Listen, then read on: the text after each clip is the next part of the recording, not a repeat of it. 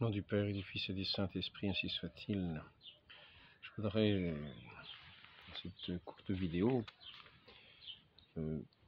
rappeler certains traits qui concernent l'Antéchrist et montrer comment, à différentes époques, on a cru voir la venue de l'Antéchrist, celui qui doit précéder le jugement, la venue du Christ dans sa gloire. Il viendra juger les vivants et les morts. L'Antéchrist vient quelque temps après, mais pas très longtemps. Quelque temps avant, du moins, mais pas très longtemps avant. L'Antéchrist, la figure de l'Antéchrist appartient aussi à la croyance populaire du judaïsme postérieur. L'Antéchrist est, comme son nom l'indique, l'adversaire, le Messie du Christ, et l'adversaire sous figure humaine. Il est difficile de se faire une conception nette de l'Antéchrist. D'après les données du Nouveau Testament, d'après saint Paul, c'est l'homme de péché, celui qui retient, le fils de perdition, l'inique. D'après saint Jean, c'est plutôt le type de l'incrédulité. Chez les pères également, il reste une figure énigmatique toutes les fois qu'ils en parlent. Cependant, on le considère comme un homme qui est, comme le résumé de toute méchanceté, pour ainsi dire, l'incarnation de Satan. L'Antéchrist, d'après l'opinion des pères, paraîtra à la fin, ou plutôt un peu avant, et produira une apostasie des fidèles du Christ. Ça ne veut pas dire qu'il n'y aura plus d'église, que tous les fidèles auront apostasié. Il produira une apostasie des fidèles du Christ, une grande partie. Saint Luc chapitre 18, verset 8. Il établira sa domination dans Jérusalem. On ne parle pas de Rome, on parle de Jérusalem, la ville sainte, mais il sera anéanti par le Christ au moment de sa parousie, précipité en enfer. 2 Thessaloniciens 2, chapitre 8. Saint Thomas, supplément, question 73a, etc. Donc tout ça, ça fait partie des signes avant-coureurs de la parousie. La tradition sur ce point n'a pas besoin d'être poursuivie plus longtemps, car étant donné la doctrine claire de l'Église, il va de soi, et il n'y a d'important qu'un autre point plus secondaire qui a besoin d'être examiné, car il présente certaines difficultés théoriques, la question du temps de la parousie, de ces signes avant-coureurs. Signes avant-coureurs de la parousie, le Christ a-t-il donné ces signes ou les a-t-il refusés? Il y a des passages qui portent à répondre affirmativement, d'autres à répondre négativement. L'annonce générale de la parousie, cet évangile du royaume sera annoncé dans tout le monde. Donc nous voyons que l'évangile aura été annoncé dans le monde entier. Déjà à l'époque romaine, on considérait que l'empire romain, c'était déjà le monde, même s'il y avait un commerce extérieur. Et quand on parle de la Pax Romana, donc l'annonce générale de l'évangile, il est vrai que déjà à l'époque romaine, de l'empire romain, il faut bien se représenter que l'évangile avait été porté jusqu'en Chine.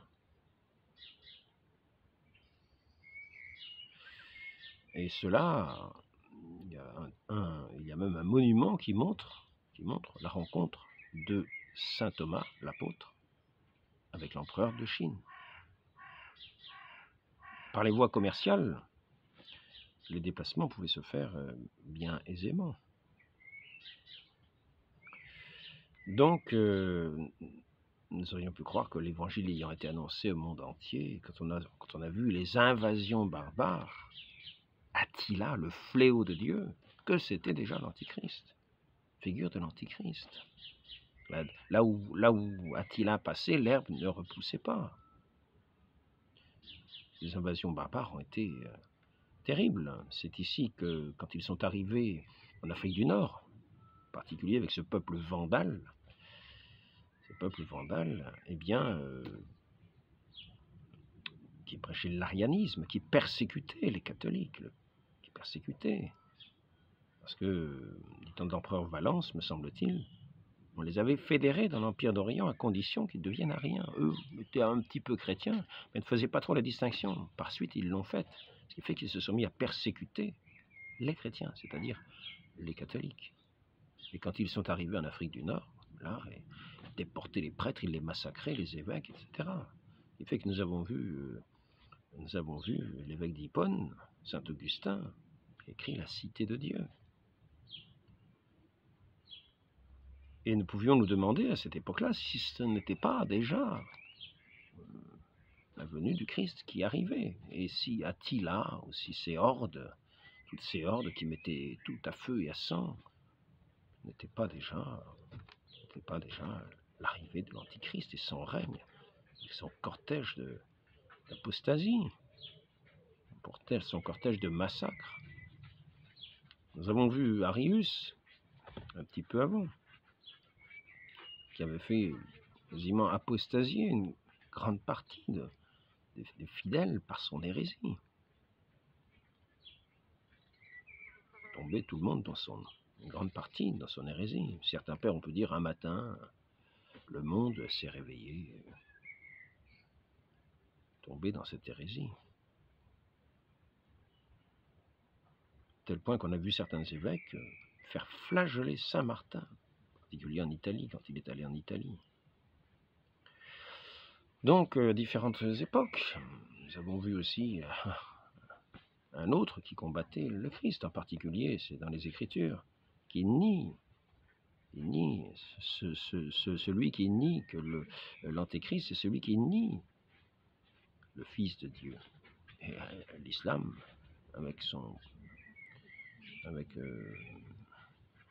celui par qui, avec cet ange, comme nous avons vu Luther aussi, qui avait eu un ange. Il y a en tout cas une histoire sur ce sujet-là. Il est dit que Luther a écouté un ange et qu'il lui posait même des questions. Il y avait un dialogue. Mais cet ange, apparemment, était le diable. Et c'était une chose assez connue à l'époque, dont certains protestants témoignent. Mais c'est ainsi qu'il aurait remis en cause la messe et beaucoup de choses à l'intérieur de l'Église. Et là, nous avions Mahomet avec cette rencontre d'une sorte d'ange, le messager, venu, il a révélé le Coran, et nous avons vu ensuite tous ces massacres un peu partout, nous aurions pu croire aussi que c'était l'Antéchrist qui arrivait, qui niait le Christ dans sa chair, le Fils de Dieu, qui niait le Fils de Dieu. On dit dans le Coran, ceux qui disent le Christ et le Fils de Dieu sont des incrédules, des impies, des imbéciles, des impuretés. Tiens, il y a un chat au-dessus. Alors le matou. Alors. Donc nous avons vu à différentes époques. Nous avons vu, on les appelait d'ailleurs, pendant les croisades, des infidèles. Bon, donc, après ça, nous avons vu la propagation de cet autre qu'on a pu tenir aussi pour un hérétique, qui a imposé sa dictature protestante dans toute l'Europe pratiquement. En France, on a su résister, en Espagne aussi. Ça ne s'est pas trop répandu en Italie non plus. Mais c'était aussi son cortège de flammes, son cortège de feu, son cortège de fer, de terreur. Puis après ça, nous avons vu la Révolution française, puis Napoléon. Certains en ont fait un saint, mais d'autres ont pu penser qu'il était l'Antéchrist. Puis nous avons vu ensuite Adolf Hitler. On a pu encore penser que c'était peut-être l'Antichrist. Mais c'est vrai que certaines scènes où on a vécu, c'était des scènes de fin du monde. Imaginez même ces bombardements de ces villes qui disparaissent dans le feu, que ce soit à Dresde, que ce soit au Japon. Donc à plusieurs reprises, on a pu se trouver, penser, mais l'Antéchrist, c'est Saint Paul qui dit ça, pour ne pas avoir cru à la vérité, pour avoir méprisé la vérité, il aurait été donné de croire au mensonge. Et c'est ainsi que cet Antéchrist devrait arriver, c'est ce qu'il est dit ici, vous voyez. Il établira sa domination dans Jérusalem. la ville sainte. Et il sera anéanti par le Christ au moment de sa part aussi.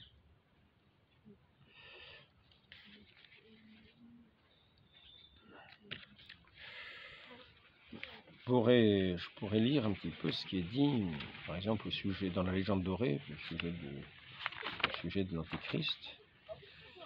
La légende dorée, l'imposture de l'Antéchrist précède le jugement. Ce dernier, l'Antéchrist, s'efforcera de tromper les gens de 4 façons. Par une argumentation rusée, interprétation d'écriture contrefaite, tentera de prouver qu'il est le Messie promis par la loi. Il s'agira de démontrer que c'est lui le Messie attendu. Comme les Juifs ne reconnaissent pas le Christ, ils ont refusé la vérité, c'est ce que dit saint Paul, eh bien, ils vont se mettre à croire à cet Antichrist, ils vont adhérer. Et donc,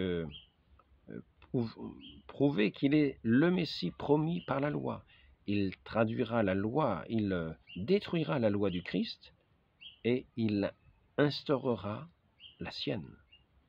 Établit Seigneur, un législateur sur eux. Établit Seigneur, un législateur sur eux. Il s'agit de l'Antichrist qui donne la loi mauvaise. Livre de Daniel, et ils installeront l'abomination de la désolation du temple. Nous sommes bien à Jérusalem, le temple égale l'Antéchrist. Il siégera dans le temple de Dieu comme s'il était Dieu, pour supprimer la loi de Dieu. Donc dans ces derniers temps-là, il s'installera dans le temple de Dieu, il trompera en produisant des miracles. Deuxième épître aux Thessaloniciens, chapitre 2, verset 9. Lui dont la venue se fera par l'opération de Satan, avec tous les maux, les signes et les prodiges mensongers. Apocalypse, chapitre 13, verset 13. Il fit des signes même au point de faire descendre le feu du ciel sur la terre. Comme l'Esprit Saint fut donné aux apôtres dans la forme du feu, ceux-là aussi donneront l'esprit malin sous la forme du feu. Troisièmement, il séduira par la largesse de ses dons. Il leur donnera beaucoup de pouvoir. Il leur donnera la terre gratuitement. Daniel, chapitre 11, verset 39. L'Antéchrist fera de nombreux dons à ceux qu'il trompe, et il distribuera la terre à son armée, à ceux qu'il n'aura pu soumettre par la terreur. Il les soumettra par leur avidité. Quatrièmement, c'est toujours dit dans la légende dorée, il infligera des tourments, il dévastera tout au-delà de ce qui est imaginable. Donc n'imaginons pas, il dévastera tout au-delà de ce qui est imaginable. Il infligera des tourments. Une figure de Satan, dans toutes ses dimensions les plus horribles. Daniel 8, 24. Saint Grégoire, il tue les forts en vainquant dans leur corps ceux qui étaient restés invaincus dans leur esprit. Légende dorée, page 11, pour le temps de l'Avent. C'est dans ce chapitre que l'on parle de cette venue de l'Antéchrist, de ce jugement qui aura lieu. Il y aura aussi un autre phénomène qui précédera le jugement, c'est le phénomène de la véhémence du feu qui précédera le jugement. Il s'étendra devant la face du juge. Et le feu purifiera et renouvellera tous les éléments, comme les eaux du déluge au-dessus des montagnes, au-dessus de ce que les œuvres des hommes ont pu atteindre.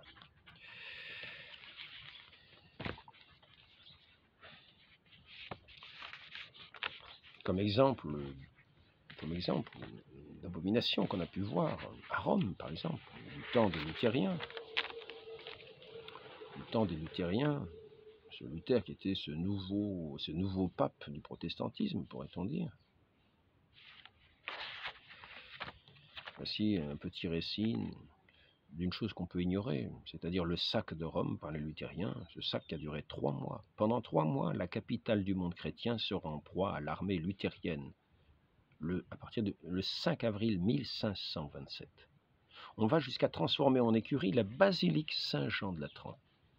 Sainte Marie Majeure est profanée par les archers du prince d'Orange. On va jusqu'à profaner les caveaux mortuaires des papes, voler au pape Jules II son anneau, et à d'autres cadavres leur croix, leur couronne, prenant dans les églises tout ce qui avait couleur d'or, d'argent, se servant des ciboires et de calices en guise de coupe, brûlant un grand nombre de manuscrits, en servant dans les bivouacs.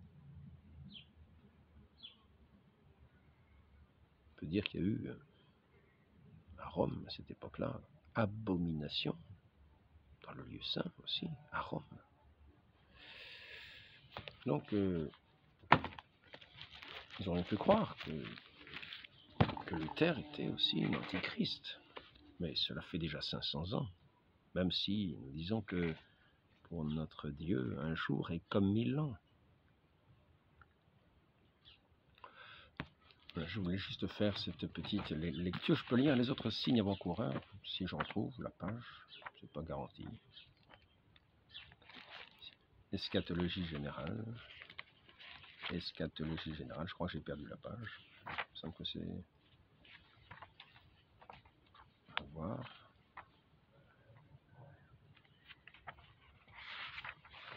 C'est bien d'avoir l'ensemble des signes, l'ensemble de ces signes.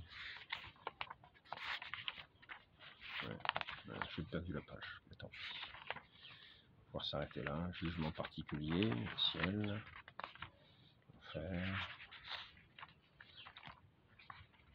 On va y arriver, mais c'est pas garanti. Hein. Je crois pas. On va arrêter là. La résurrection. Si, voilà. Les différents signes, donc.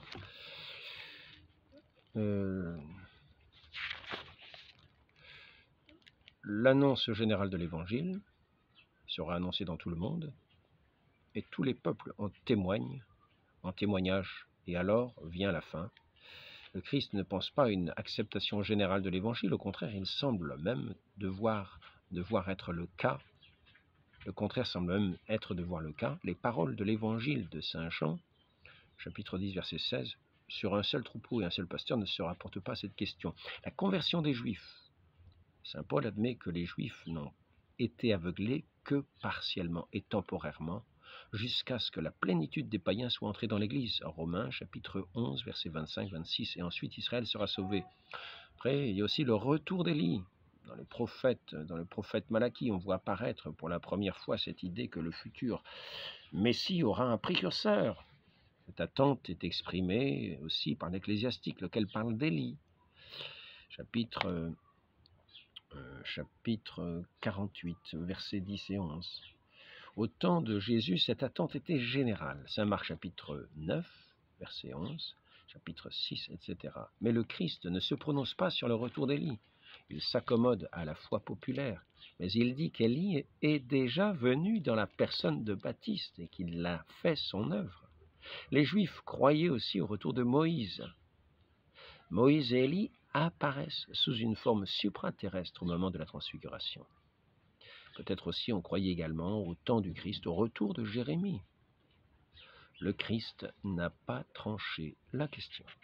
L'Antichrist, donc on l'a vu, il y a aussi la grande tribulation. Les prophètes représentent déjà le jour du Seigneur comme devant s'annoncer par des événements naturels extraordinaires qui se produiront dans les astres et sur la terre.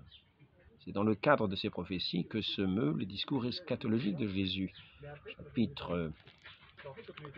Chapitre 24, versets 6 à 10, Saint Marc, chapitre 13, versets 26-27, Saint Luc, chapitre 21, versets 25 et 26, Saint Thomas, supplément, question 73 à 1. Le grand incendie du monde, Saint Pierre l'a prédit, de même que le premier monde a sombré dans le déluge, le monde actuel sera anéanti par le feu. Deuxième épître de Saint Pierre, chapitre 3, versets 5-7. Saint Paul enseigne aussi que le jour du Seigneur se manifestera dans le feu. 1 Corinthiens 3, 13. Néanmoins, la destruction du monde par le feu ne se trouve que chez saint Pierre. De même, dans bien des conceptions religieuses païennes, le monde doit périr finalement dans le feu. Stoïcien, Nocibile, Muspili, dans l'Eda. Au nom du Père, du Fils et du Saint-Esprit, ainsi soit-il.